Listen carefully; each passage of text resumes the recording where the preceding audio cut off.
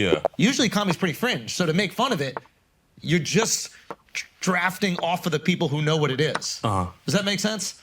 A little bit, yeah. So like for example, let's say somebody was like making fun of streamers.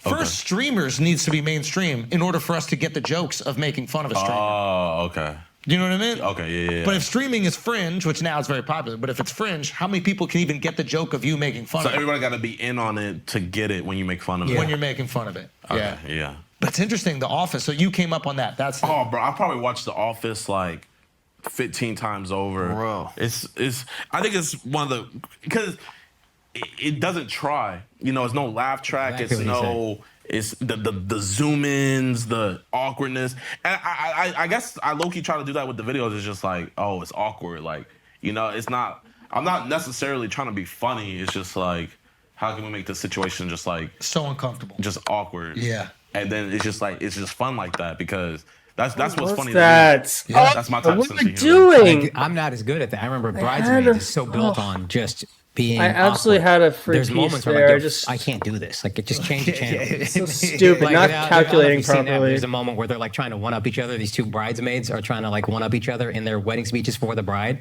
and it just keeps getting more and more awkward and more embarrassing for them. And I'm watching, I'm like, bro, I can't make it through this. I fucking can't handle it. Yeah. The Office, there's moments where I'm like, yo, I can't watch this episode. It's too awkward. Scott's Tots. Scott's Tots is too awkward. that shit was hilarious. All time great. This episode, you haven't seen The Office. Michael Scott promises all these kids when they're like 5 years old, if you go to college, I'll pay for it. If you graduate high school, I'll pay for your college. They all graduate, throw him this huge thing, and then he has to tell them, I'm not paying for your college. I'm not. I just can't. So that's the whole episode. There is no heartwarming moment. That's the episode. I can't do it. I skipped that episode. I can't do it. He was like, I thought I was going to be like a multimillionaire by the time I was 35. I thought I was going to do it. And then he gave them all computer batteries because that's what he could afford. He was like, you guys all have chargers for your battery. I didn't even remember that because I can't watch the And episode they made him again. a theme song when he first came in. Like, they were happy to see him. Yeah. There's so many different examples of that. I wish I could find some more shows like The Office. You ever watch Nathan For You? Nathan Fillion's fucking great, dude.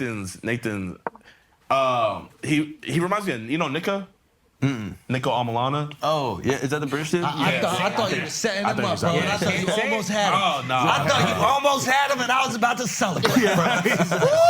With a do-rag on? The episode of The Office. That is phenomenal. I was about to stare at the camera. I was going to zoom in. And we'd leave it in. And we'd leave it in the episode. Yeah, that would be funny. But yeah, like Nico makes videos like that where it's just like over the top and like I love, but I just can't do that stuff because it's like whenever I like think too much about it, it never comes out good for me. So it's just kind of like we just run and gun it. You need it to be raw. Yeah. Like we pulled up to Gatorade HQ. Okay. And we had Prime, and we have these fake Gatorade bottles, and we put Prime in it, and I bullshitted my way all the way to the top of the Pepsi HQ, and I had like Gatorade employees try it. One of it was called IMAP Use, so whenever they said it, it sounds like they said I'm a pussy, and like what was like Ice Spice and Walk and all this. That's funny. And it was just like it was no big elaborate plan of like, oh, we're gonna do this. It was just, yo, we're just gonna talk to someone, just talk. Let's see how far we can get. Yeah. And that's just how I am. Like, I feel like that's just the best for me. Do your parents watch your content? Yeah. My parents do watch the videos. What do they think? At first, my mom didn't like it. She was like, you can't be a clown every day. But when I wasn't making any money. But then she called me one day. I was actually at FaZe Ruggs' house. And she was like complaining about my brother about something. So I'm just like listening. And then she was just like, also, I want to apologize to you. She was like, you proved me wrong. And it was like a really cool moment because, you know, usually parents, they don't give you that moment, you know? It's just like, they just like take it to their grave with them. But for her to like just to be like, you know, you proved me wrong, you did it. And like, it made me feel really good. Yeah, there's a moment in you visit the most racist town in America. It's a great video. But there's a moment where you call your mom or your mom calls you and you say, hey, mom, I'm going